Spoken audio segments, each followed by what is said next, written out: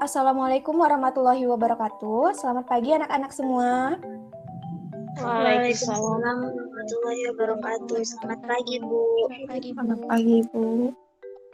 Silakan untuk mengaktifkan kameranya semuanya ya anak-anak.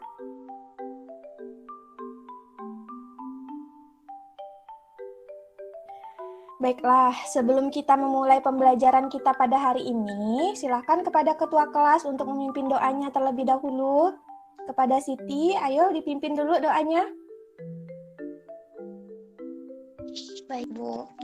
Baik, teman-teman. Sebelum memulai pelajaran, mari kita berdoa menurut kepercayaan kita masing-masing. Berdoa dipersilahkan.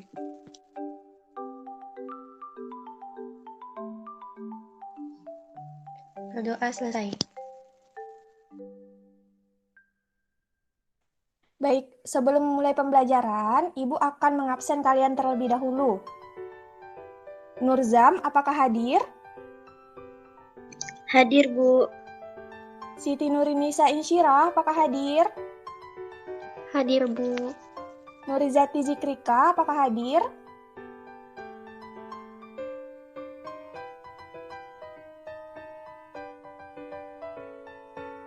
Nurizati Zikrika, apakah hadir? Hadir, Bu. Hani Amifelia, apakah hadir?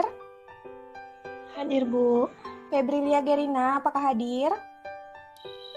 Hadir, Bu. Baik, alhamdulillah berarti semuanya hadir ya hari ini.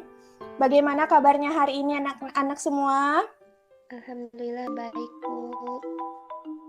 Syukurlah baik, Bu. Nah, baik, Bu. Ibu apa kabar, Bu? Baik juga anak-anak. Nah, alhamdulillah semua pada baik ya dan sehat-sehat. Semangat terus ya anak-anak ibu semua. Oh iya anak-anak, pada kelas 11 kita sudah belajar mengenai materi hidrokarbon. Ada yang masih ingat apa itu senyawa hidrokarbon? Izin, Bu. Saya mau coba jawab. Baik, silahkan. Nah, jadi senyawa hidrokarbon itu merupakan senyawa yang terdiri dari atom karbon dan atom hidrogen yang saling berikatan, Bu. Ya, benar sekali. Terima kasih ya, Siti. Nah, kalau senyawa hidrokarbon tadi itu adalah senyawa yang terdiri dari atom karbon dan hidrogen. Nah, kemudian Ibu ingin bertanya lagi nih. Berdasarkan jumlah ikatan antar atom karbon, senyawa hidrokarbon dikelompokkan menjadi senyawa apa saja? Ada yang bisa menjelaskan? Izin, Bu, saya mau coba jawab. Ya, silahkan Gerin.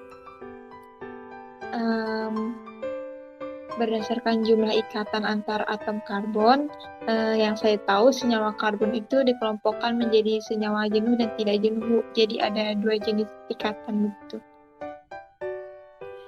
Ya, bagus sekali ya, Nak. Ada yang ingin menambahkan jawaban dari Gerin? Saya, Bu, mau coba. Ya, silahkan Hani. Baik, Bu. Jadi tuh senyawa hidrokarbon jenuh itu atom karbon dapat mengikat atom hidrogen tuh secara maksimal. Nah, senyawa yang tergolong hidrokarbon jenuh itu tuh senyawa golongan alkana. Jadi senyawa hidrokarbon tak jenuh itu mengandung ikatan rangkap dua antar karbonnya yang disebut dengan alkena. Selain itu ikatan rangkap tiga yang disebut alkuna, Bu. Good, terima kasih ya anak-anak ibu semua, Insyi, Gerin, dan Hani yang telah membantu mengingat pelajaran kita pada kelas 11 kemarin. Nah, benar yang dikatakan teman-teman kalian tadi bahwa senyawa hidrokarbon adalah senyawa yang terdiri dari atom karbon dan atom hidrogen. Kemudian berdasarkan ikatan rangkapnya itu dia tuh terbagi menjadi hidrokarbon jenuh dan tak jenuh. Dimana kalau yang hidrokarbon tak jenuh itu dia terdapat ikatan rangkap 2 dan ikatan rangkap 3. Nah, kalau ikatan rangkap 2 itu disebut dengan alkena biasanya kan, dan sedangkan ikatan rangkap 3 itu disebut dengan alkuna. Baik, untuk selanjutnya Ibu akan menampilkan PowerPoint. Nah, silakan kalian perhatikan ya.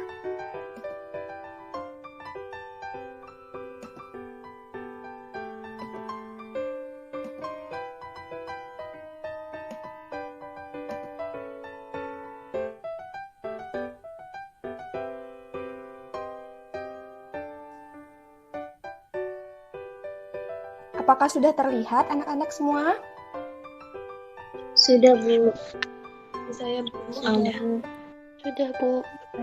Baik, pada kesempatan kali ini kita akan belajar mengenai materi makromolekul, di mana kita belajar tentang submateri polimer. Nah, salah satu contoh makromolekul adalah polimer, yang tentunya berkaitan dengan materi hidrokarbon yang baru kita singgung tadi. Pada salah satu senyawa hidrokarbon, terdapat senyawa etilena, yang mana merupakan senyawa pembentuk polimer. Nah, kita perlu mempelajari konsep polimer ini sebab konsep ini dekat dengan keseharian kita. Kita pernah sering mendengar, bahkan melihat dan mengaplikasikan secara nyata keberadaan dari polimer ini dalam kehidupan sehari-hari. Nah, sekarang Ibu ingin bertanya nih, kalian pasti pernah kan belanja ke pasar? Nah, benda apa yang biasa kalian gunakan untuk membawa barang belanjaan kalian? Ada yang bisa menjawab? Kantong kresek, Bu. Ya, benar sekali.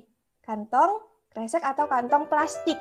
Nah, itu digunakan untuk membawa barang belanjaan kalian.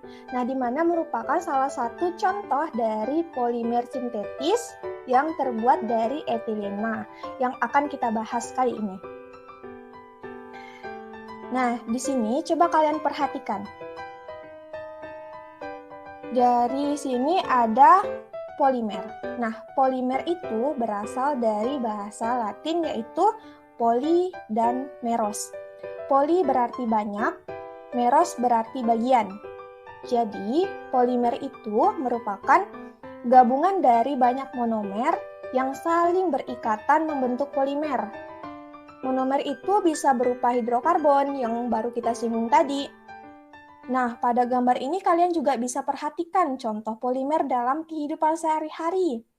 Nah, terdapat berbagai macam contoh polimer seperti plastik belanja, kemudian ada telur, ada karet, ada kapas, dan beras. Nah, tentunya kalian pasti pernah menggunakan dan mengaplikasikannya dalam kehidupan sehari-hari. Jadi, polimer ini sangat dekat dan bermanfaat tentunya dalam kehidupan sehari-hari kita. Nah, di sini dapat kalian perhatikan, kita belajar mengenai materi pokok yaitu makromolekul dengan submateri polimer. Adapun kompetensi dasar yaitu KD 3.11 menganalisis struktur, tata nama, sifat, dan penggolongan makromolekul.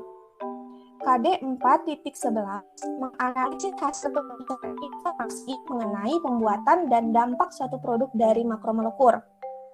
Nah, adapun tujuan pembelajaran kali ini yaitu yang pertama menganalisis struktur polimer sintetis. Kedua, membuat nama senyawa polimer sintetis berdasarkan IUPAC. Yang ketiga, menganalisis sifat fisika dan kimia struktur polimer sintetis. Keempat, menggolongkan senyawa polimer. Yang kelima, menganalisis jenis reaksi pembentukan polimer. Yang keenam, membuat poster digital mengenai dampak penggunaan polimer sintetis dalam kehidupan dan cara penanggulangannya. Dan yang terakhir, mempresentasikan hasil diskusi dan poster digital mengenai dampak penggunaan polimer sintetis dalam kehidupan dan cara penanggulangannya. Nah, di sini Ibu akan menjelaskan melalui peta konsep di mana kita di sini belajar mengenai materi pokok yaitu makromolekul.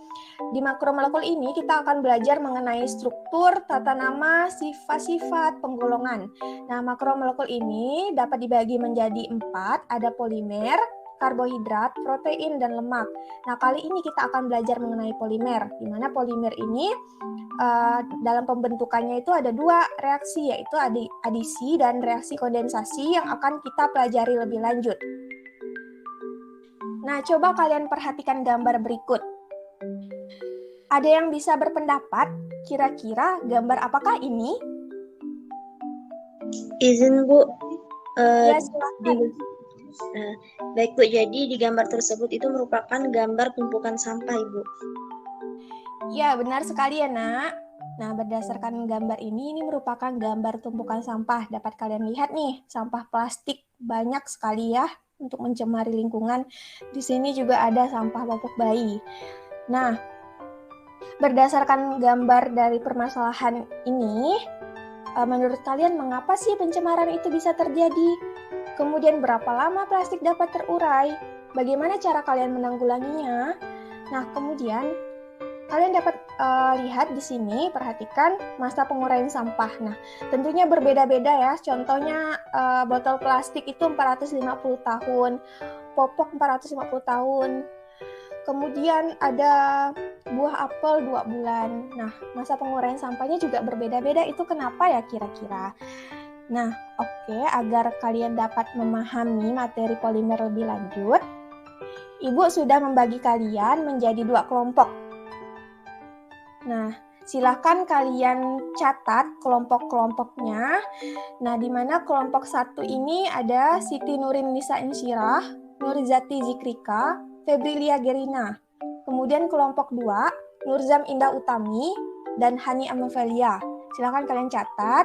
Nah, nanti barusan tadi Ibu sudah membagikan LKPD dan bahan bacaan kepada kalian di WhatsApp group, di mana bahan bacaan 1 dan bahan bacaan 2 itu berisi permasalahan yang berbeda-beda. Nah, untuk kelompok 1 itu menyelesaikan bahan bacaan permasalahan 1, sedangkan kelompok 2 menyelesaikan bahan bacaan permasalahan kedua. Nanti kalian presentasikan, di bahan bacaan tersebut kalian buat poster. Nah, kalau jika ada yang masih belum difahami, boleh langsung bertanya ke Ibu ya, Nak. Ibu kasih waktu 25 menit untuk mengerjakannya.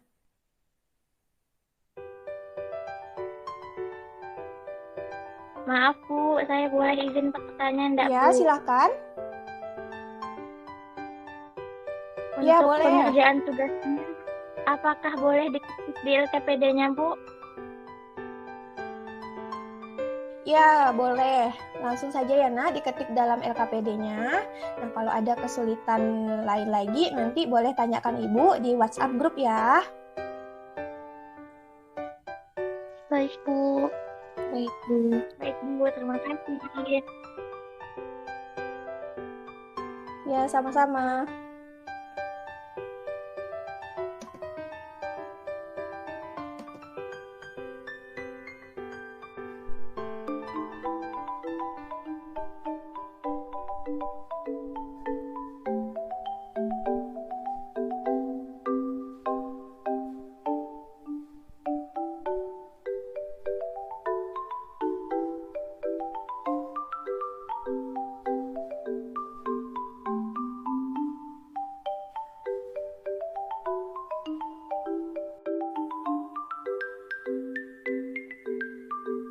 Baik, Ibu ingin mengingatkan, waktunya sudah habis ya anak-anak.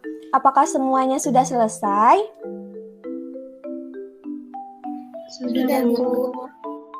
Alhamdulillah, semua sudah selesai ya. Silakan kepada perwakilan salah satu kelompok untuk mempresentasikan terlebih dahulu hasil diskusi LKPD-nya. Nanti untuk selanjutnya semua kelompok akan mempresentasikan posternya ya. Silakan, siapa yang ingin mewakilkan presentasi hasil diskusi di LKPD-nya?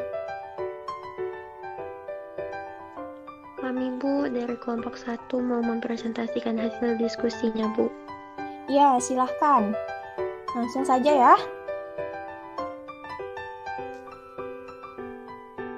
Baik Bu, bentar ya Bu, izin presenting. Boleh Iya. minta tolong sama Hani?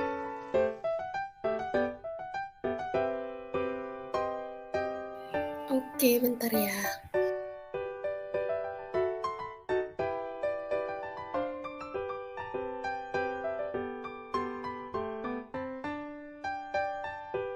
Baik, nanti silakan kelompok 1 untuk mempresentasikannya. Nanti kelompok 2 boleh menanggapinya ya.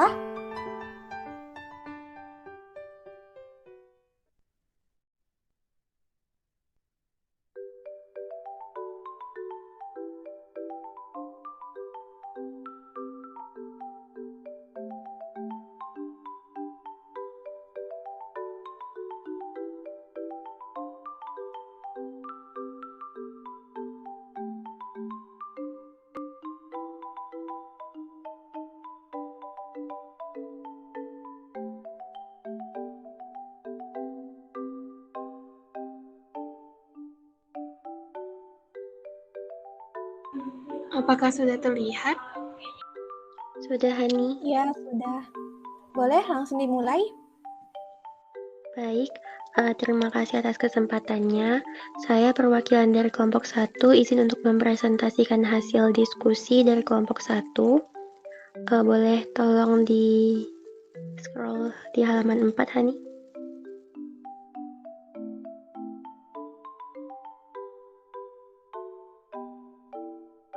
Nah, terima kasih. Jadi di sini ada gambar 4 senyawa dari monomer dan polimer. Nah, untuk soal nomor satunya, boleh scroll lagi, Hani. Untuk soal nomor satunya itu, berdasarkan gambar di atas, apa nama struktur polimer pada senyawa nomor 1, nomor 2, nomor 3, dan nomor 4. Nah, untuk senyawa nomor 1 itu, monomernya adalah vinil klorida. Nah, karena terdapat lebih dari 1 molekul vinil klorida, maka senyawa ini disebut dengan polivinil klorida atau PVC. Kemudian untuk senyawa nomor 2 yaitu monomernya adalah etena. Nah, karena ada lebih dari 1 molekul etena, maka nama struktur polimernya adalah polietena. Lalu untuk senyawa nomor 3, monomernya adalah isoprena. Karena ada lebih dari 1 molekul isoprena, maka nama struktur polimernya adalah poliisoprena. Lalu untuk senyawa nomor 4, monomernya adalah stirena. Karena ada lebih dari 1 molekul stirena, maka nama struktur polimernya adalah polistirena. Lalu, berdasarkan jawaban nomor 1 tadi, bagaimana penamaan struktur polimer tersebut berdasarkan IUPAC? Nah, untuk senyawa dari nomor 1, penamaan IUPAC-nya adalah polikloroetena. Untuk senyawa nomor 2, penamaan IUPAC-nya adalah polimetilena. Untuk senyawa nomor 3 yaitu poliisoprena, nama IUPAC-nya adalah poli 1,4 isoprena. Lalu untuk senyawa nomor 4, polistirena, nama IUPAC-nya adalah poli 1 feniletilena. Lalu pertanyaan nomor 3, bagaimana sifat fisis dan kimia pada gambar struktur polimer nomor 4, yaitu polistirena? Jadi untuk sifat fisisnya yaitu polistirena memiliki rumus molekul C8H8. Lalu polistirena juga memiliki wujud yang cair dan memiliki berat molekul 104,153 gram per mol. Lalu untuk densitas pada suhu 25 derajat Celcius sebesar 0,8998 gram per mililiter. Kemudian titik didih polistirena pada 1 atm adalah 145,15 derajat Celcius. Sedangkan panas polimerisasi atau delta Hp pada suhu 25 derajat Celcius sebesar negatif 69,9 kJ per mol. Lalu untuk sifat kimia dari polistirena ini yaitu yang pertama dapat terpolimerisasi dengan cepat membentuk polistirena dengan cepat. Lalu untuk alkilasi stirena dengan metanol itu akan menjadi metil ether. Dengan reaksi yang terjadi C6H5CH2 direaksikan dengan CH3OH akan menghasilkan C6H5CH OCH3CH. Lalu polimerisasi stirena menjadi polivinilbenzena. Reaksi yang terjadi adalah NC6H5CHCH2 ditambah O3 menghasilkan CHCH2N C6H5. Kemudian oksidasi stirena di udara. Stirena akan teroksidasi menjadi berbagai senyawa lain, termasuk benzaldehida, formaldehida, asam format, dan alkena jenis lainnya. Nah, berdasarkan jawaban soal nomor 1, nomor 2, dan nomor 3, jelaskan yang dimaksud dengan polimer. Jadi, polimer itu merupakan suatu makromolekul yang terbentuk dari bergabungnya molekul-molekul sederhana yang disebut dengan monomer melalui proses yang disebut polimerisasi. Contohnya pada gambar nomor 1 tadi, PVC yang terbuat dari monomer vinil klorida. Kemudian untuk senyawa nomor 2, polietena yang terbuat dari monomer etena. Untuk senyawa nomor 3, poliisoprena yang terbuat dari monomer isoprena, dan senyawa nomor 4 yaitu polistirena yang terbuat dari monomer stirena.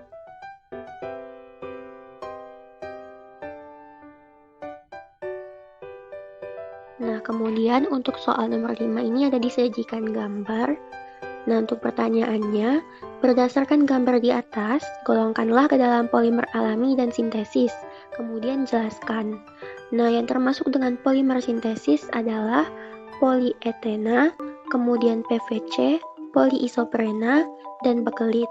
Sedangkan yang termasuk dengan polimer alami adalah protein, lemak, pati, dan asam amino. Nah, kenapa polimer alami itu protein, lemak, pati, dan asam amino? Ini karena polimer yang terbentuk secara alami tanpa campur tangan manusia. Sedangkan mengapa polimer sintesis yaitu polietena atau PVC, poliisoprena, dan bakelit? Nah, kenapa mereka termasuk polimer sintesis itu karena polimernya itu sengaja dibentuk oleh manusia dengan bantuan alat-alat industri. Kemudian untuk pertanyaan nomor 6, reaksi dari senyawa karbon membentuk rantai panjang polimer adalah reaksi polimerisasi. Reaksi polimerisasi terbagi menjadi dua, yaitu polimerisasi adisi dan polimerisasi kondensasi. Nah, berdasarkan gambar di atas, bagaimana reaksi polimerisasi dari polietena dan PET? Nah, untuk polimerisasi polietena itu termasuk dalam polimerisasi adisi. Bisa dilihat pada gambar berikut. Kemudian untuk polimerisasi PET itu termasuk polimerisasi kondensasi. Nah, bisa dilihat juga pada gambar berikut.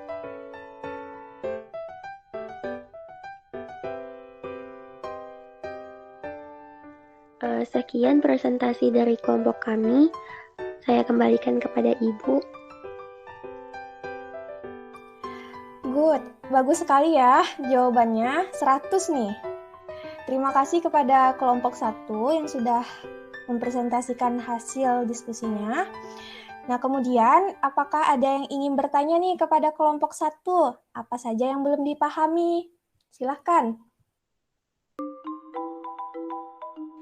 Saya, Bu. Ya, silahkan.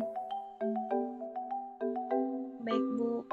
Saya perwakilan dari kelompok 2. Izin bertanya kepada kelompok 1. Bagaimana sih cara membedakan polimerisasi adisi dengan polimerisasi kondensasi?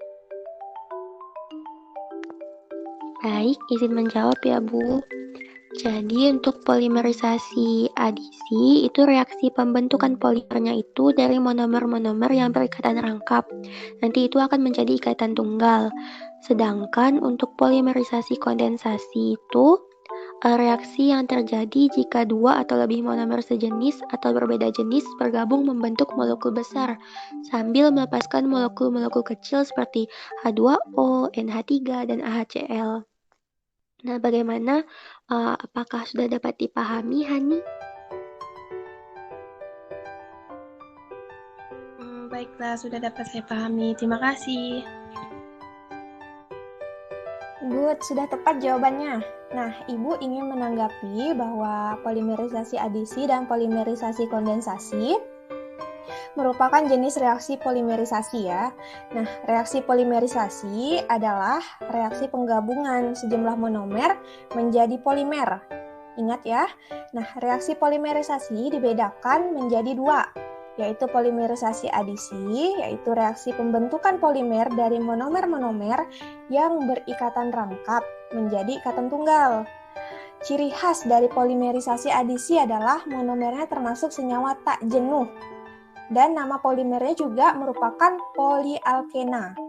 Sedangkan polimerisasi kondensasi itu merupakan reaksi yang terjadi jika dua atau lebih monomer sejenis atau berbeda jenis bergabung membentuk molekul yang besar sambil melepaskan molekul-molekul kecil seperti H2O, NH3, dan HCl.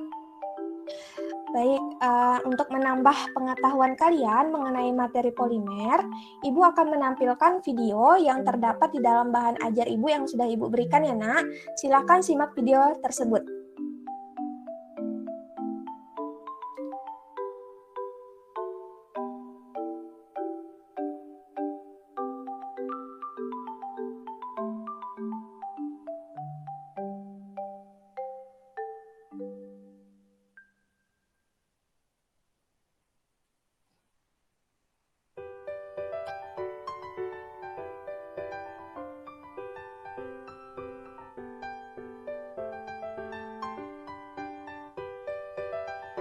Apakah sudah terlihat anak-anak?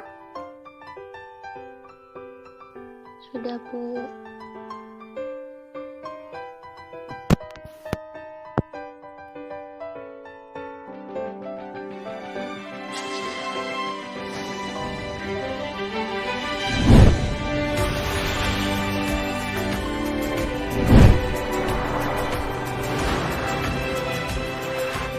Setiap hari kita menggunakan plastik, mulai dari botol minum sampai handphone yang kita gunakan, sebagian besar terbuat dari plastik.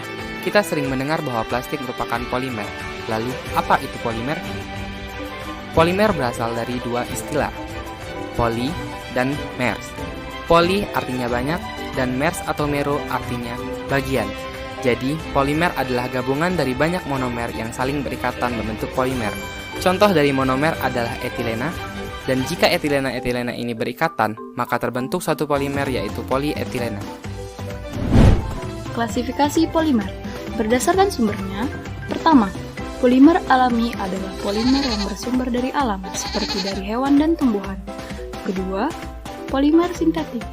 Polimer sintetik adalah polimer yang disintesis oleh manusia dengan tujuan produksi secara komersial dan industri. Berdasarkan strukturnya, pertama, polimer linear.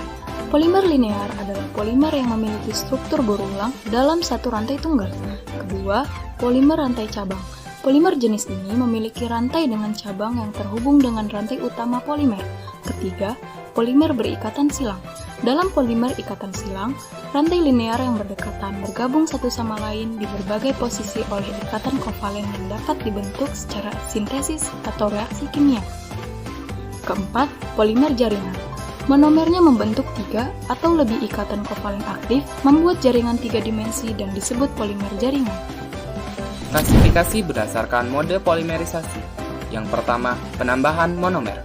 Polimer jenis ini dibentuk oleh penambahan berulang monomer dengan ikatan rangkap atau rangkap 3 tanpa mengeliminasi molekul kecil seperti air. Yang kedua, polimer kondensasi. Polimer ini dibentuk oleh kombinasi monomer dengan mengeliminasi molekul kecil seperti air. Salah satu contoh polimer ini adalah bakelit. Klasifikasi berdasarkan gaya antar molekul. Yang pertama, elastomers. Berbentuk polimer padat yang bersifat elastis. Polimer ini dapat meregang jika diberikan gaya dan akan kembali ke bentuk semulanya jika gaya tersebut dihilangkan. Kedua, termoplastik polimer. Polimer disatukan oleh gaya antar molekul. Polimer akan lunak jika dipanaskan dan akan mengeras jika dibiarkan dingin. Ketiga, termosetting. Ketika dipanaskan, polimer akan mulai menghubungkan rantai silang antar rantai polimer hingga menjadi keras dan tidak mencair. Yang keempat, serat. Berbentuk seperti benang, memiliki kekuatan antar rantai yang memberi nilai kuat tarik yang tinggi. Metode pembuatan polimer. Metode pembuatan polimer dibagi menjadi dua bagian. Yang pertama adalah polimerisasi kondensasi, dan yang kedua adalah polimerisasi adisi. Polimerisasi kondensasi merupakan suatu proses penggabungan monomer dengan reaksi kimia yang terjadi di antara dua gugus fungsi yang berbeda dari masing-masing monomer tersebut dengan hasil samping atau byproduct berupa air. Polimerisasi adisi. Polimerisasi adisi adalah polimerisasi yang disertai dengan pemutusan ikatan rangkap. Produk polimer mengandung semua atom yang ada pada monomer awal. Reaksi ini tidak menghasilkan produk samping berupa air. Aplikasi polimer. Dalam kehidupan sehari-hari, pengaplikasian polimer sangat banyak ditemui, terutama dalam bentuknya yang berupa botol plastik, yaitu produk dari polipropilene, kemasan makanan, produk dari polistirena, pelapis pada kayu berupa resin melamin formaldehida, dan pelapis pada peralatan masak berupa PTFE. Sedangkan dalam aplikasinya di bidang industri, polimer banyak ditemui dalam bentuk drum storage, yaitu produk dari polietilena, pipa PVC atau polivinyl klorida, ban, dan sebagai isolator listrik lainnya, dan juga berupa fiber optik, yaitu produk dari serat. Keuntungan polimer. Keuntungan polimer dalam kehidupan sehari-hari seperti botol plastik, pipa, lemari plastik, dan rak piring plastik. Selain itu, keuntungan lainnya adalah tidak mudah pecah dan tidak mudah bereaksi dengan zat kimia, serta dapat digunakan pada alat-alat kesehatan. Kerugian polimer. Kerugian dari polimer itu sendiri adalah 1. Penggunaan polimer dalam kehidupan sehari-hari dapat mencemari lingkungan karena polimer itu sulit untuk diuraikan. Yang kedua, polimer dapat menghalangi udara dan aliran air masuk ke dalam tanah.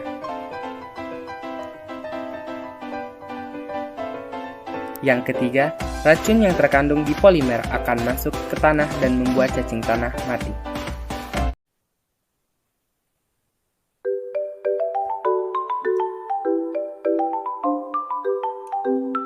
Baik, hanya itu tambahan dari Ibu, dan tadi telah kita simak bersama video mengenai materi polimer. Semoga kalian bisa memahaminya dengan baik ya. Oke, untuk selanjutnya silakan kepada kelompok 1 untuk menutup presentasinya terlebih dahulu.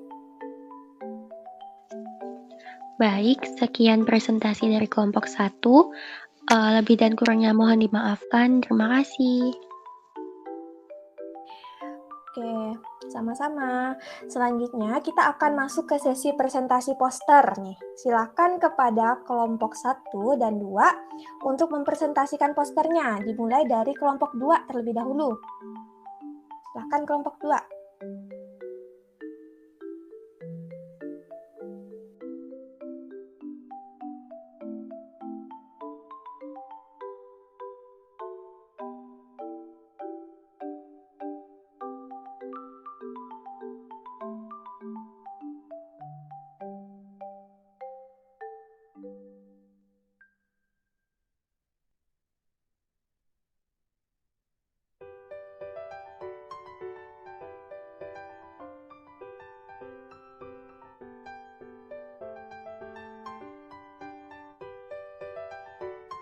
Apakah sudah terlihat?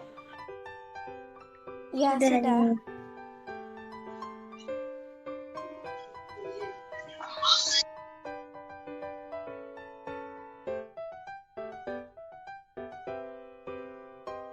Izin presentasi ya, Bu. Ya, silakan.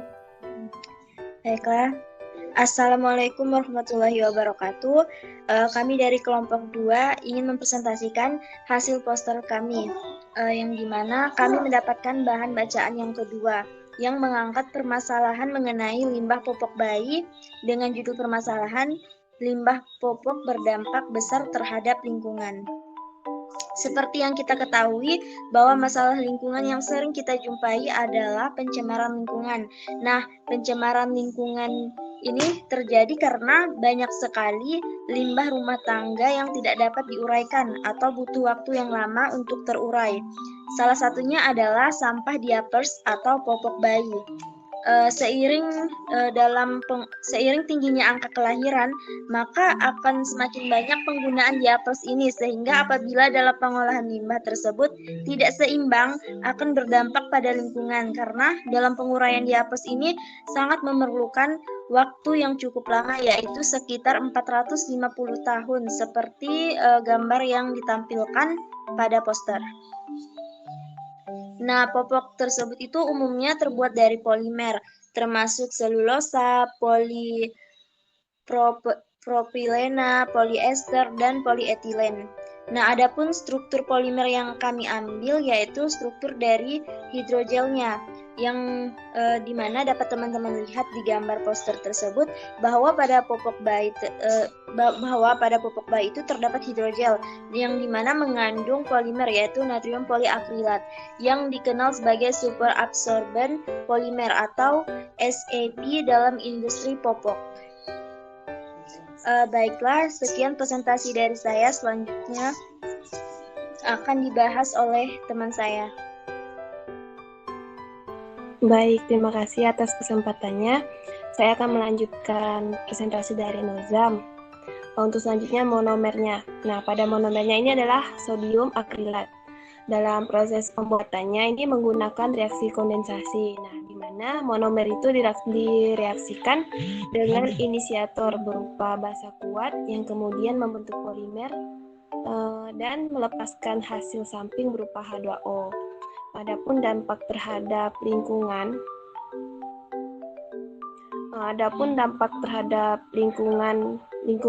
dapat dilihat pada poster yang telah ditampilkan. Yang pertama itu penyumbang sampah terbesar kedua di laut, kemudian 3 miliar dan 2 miliar sampah popok dibuang di Inggris dan di US tiap tahunnya. Kemudian 3 juta sampah popok dibuang warga ke kali berantas setiap hari. Dan keempat itu penurunan hormon seks dan perubahan kelamin biota laut.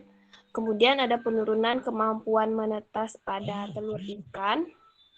Kemudian kegagalan reproduksi total, dan yang terakhir membawa bakteri E. coli. Nah, solusi dari kami yaitu membuat media tanam dari diapers dengan memanfaatkan hidrogel yang terdapat pada pupuk bayi, karena hidrogel ini mengandung polimer natrium poliakrilat yang memiliki kandungan urin di dalamnya. Nah, urin manusia sendiri itu mengandung 3 unsur hara makro, yaitu nitrogen, fosfor, dan kalium. Oleh karena itu, kandungan urin pada limbah popok bayi ini bisa juga digunakan sebagai media tanam. Setelah dilakukan fermentasi dengan menggunakan EM4 untuk mengurai senyawa organiknya. Sekian presentasi dari kami. Jika ada yang ingin ditanyakan, kami persilakan.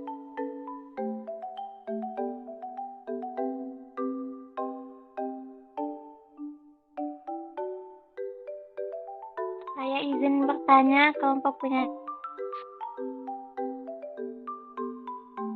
Ya, silakan. Mengapa kalian menggunakan EM4 untuk fermentasi media tanamnya? Oke, baik, izin menjawab ya. Karena EM4 ini sendiri mengandung mikroorganisme fermentasi dan sintetik yang terdiri dari bakteri asam laktat atau yang dengan nama latinnya Lactobacillus sp, bakteri fotosintetik, dan juga ada jamur, serta juga ragi untuk mengurai selulosa. Seperti itu. Saya izin menambahkan jawaban dari Nurzam.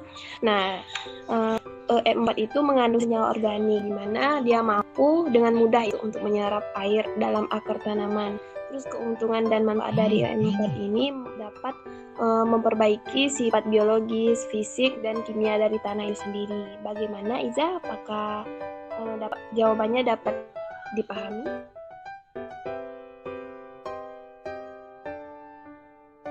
Baik, terima kasih.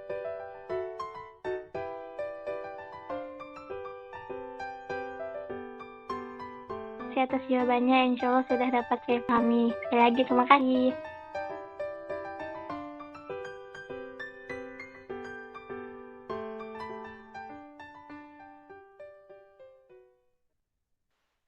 Apakah teman-teman ada yang ingin ditanyakan lagi?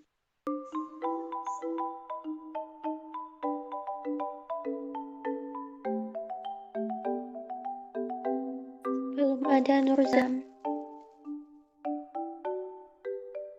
Baiklah, jika tidak ada yang bertanya lagi, saya tutup presentasi dari kelompok 2. Sekian presentasi dari kelompok kami. Saya ucapkan terima kasih atas perhatiannya dan partisipasinya. Wassalamualaikum warahmatullahi wabarakatuh. Waalaikumsalam warahmatullahi warahmatullahi wabarakatuh. Good, jawaban kelompok 2 sudah tepat ya. Kita beri A+ dulu kepada kelompok 2. Oke, Ibu ingin menambahkan sedikit nih. Jadi, EM4 itu adalah larutan yang di dalamnya terkandung berbagai macam bakteri yang menguntungkan. EM4 itu bukanlah pupuk, tetapi bahan yang dapat mempercepat proses pembuatan pupuk organik dan kualitas pupuk. Nah, adapun keunggulan teknologi MM4 ini adalah pupuk kompos dapat dihasilkan dalam waktu yang relatif singkat dibanding ketika menggunakan cara konvensional. Nah, baik, selanjutnya Ibu persilahkan kepada kelompok 1 untuk mempresentasikan posternya.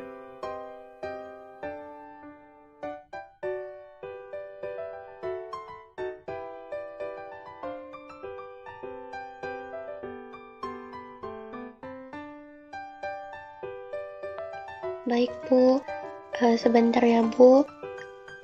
Izin untuk mempresentasikan Baik. posternya, Bu.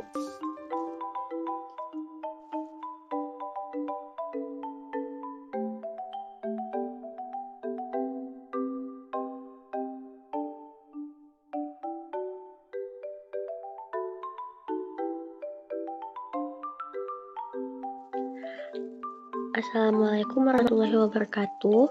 Kami dari kelompok 1 ingin mempresentasikan poster kami, di mana kami mendapatkan judul permasalahan yaitu krisis sampah plastik ancam Indonesia. Seberapa parahkah kondisinya? Jadi sebagaimana yang telah kita ketahui, plastik yang mulai digunakan sekitar 50 tahun yang lalu, kini telah menjadi barang yang tidak terpisahkan dalam kehidupan manusia. Nah, diperkirakan ada 500 juta sampai 1 miliar kantong plastik digunakan penduduk dunia dalam 1 tahun. Ini berarti ada sekitar 1 juta kantong plastik per menit. Nah, untuk selanjutnya akan dipresentasikan oleh rekan saya yaitu Febrilia Gerina. Kepada Gerin dipersilakan. Baiklah, terima kasih untuk Inci. Saya akan melanjutkan presentasi. Adapun proses degradasinya dapat teman-teman lihat di poster, yaitu botol plastik itu 450 tahun. Dan untuk kantong plastik itu degradasinya 1-20 tahun. Dengan dampak terhadap penggunaannya itu berbahaya bagi kelangsungan rantai makanan, mencemari air dan tanah, serta tanah menjadi tidak subur dan terjadi pemanasan global, dan terakhir itu polusi udara. Baiklah, untuk selanjutnya akan dilanjutkan oleh teman saya, Izzan. Silakan, Izzan.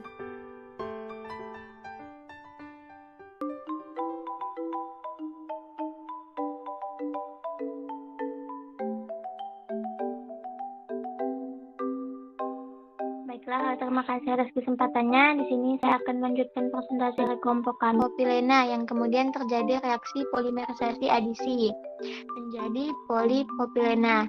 Nah, polimerisasi adisi ini merupakan reaksi pembentukan polimer dari monomer-monomer yang berikatan rangkap menjadi ikatan tunggal. Nah, solusi pemecahan masalah kami yaitu mendaur ulang limbah plastik, di mana limbah plastik ini akan didaur ulang menjadi keranjang serbaguna yang dapat teman-teman lihat di gambar pada poster, sehingga limbah plastik itu akan berkurang. Nah, sekian presentasi dari kelompok kami. Mungkin ada teman-teman yang ingin bertanya kepada kelompok kami. Saya persilakan.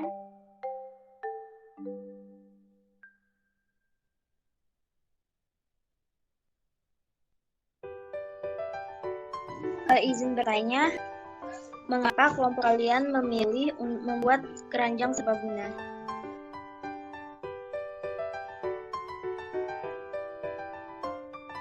Baik, saya izin menjawab pertanyaan dari Nurzam. Nah, kelompok kami memilih membuat keranjang serbaguna itu karena berdasarkan literatur yang kami baca bahwa sudah banyak dibuat menjadi asbak. Jadi kami di sini memilih membuat keranjang serbaguna dan juga dapat digunakan di semua kalangan serta bernilai ekonomis.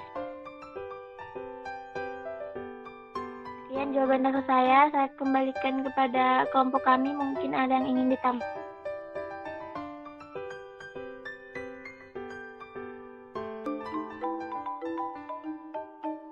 Saya izin menambahkan dari pertanyaan Nizam.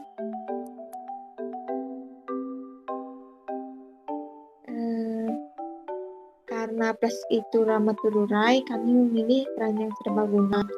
Karena keranjang memiliki banyak manfaat di mana dapat untuk meletakkan barang-barang atau buah-buahan dan sayuran saat ingin belanja, jadi dapat mengurangi penggunaan sampah plastik. Jadi kami memilih keranjang serbaguna itu karena banyak manfaatnya begitu. Apakah sudah paham, Liza? Baik, terima kasih atas jawabannya. Terima kasih ya Nurzam atas pertanyaannya. Nah, apakah masih ada yang ingin ditanyakan lagi?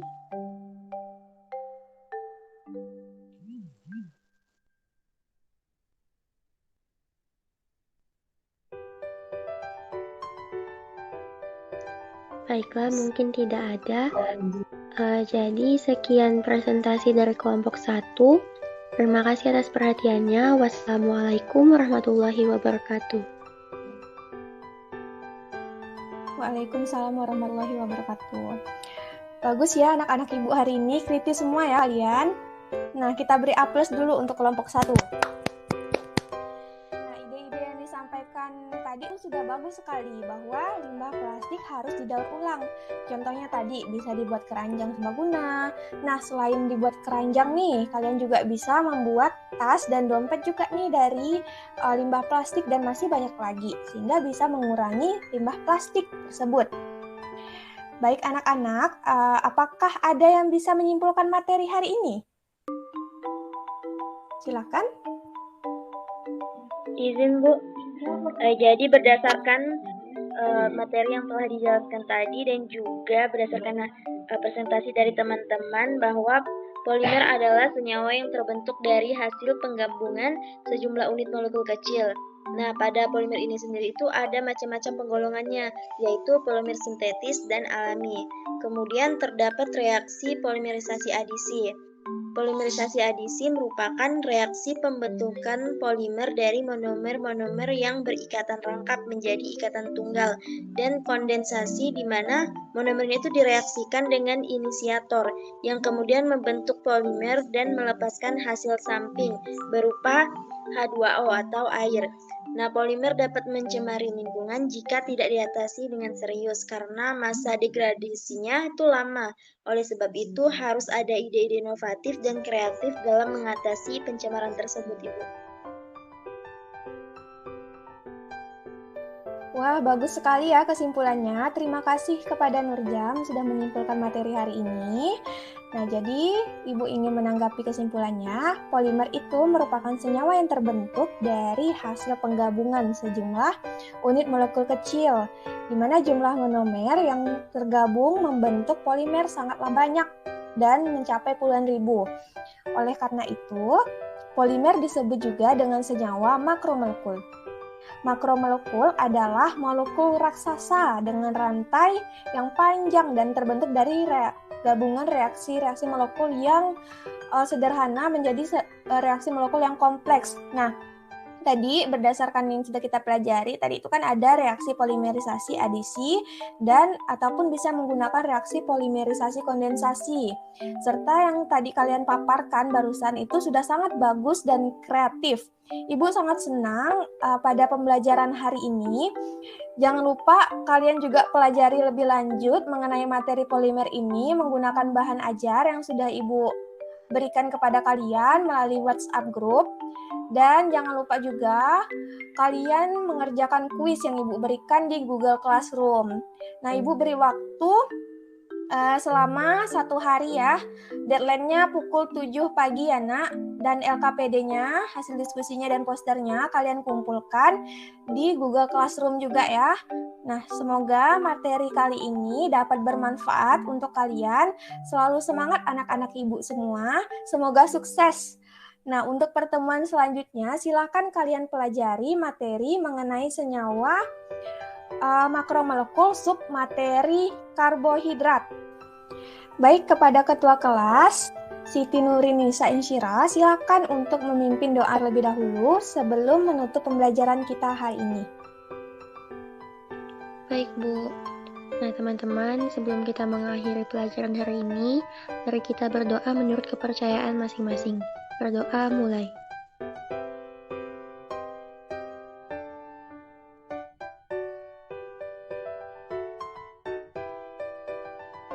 Berdoa selesai.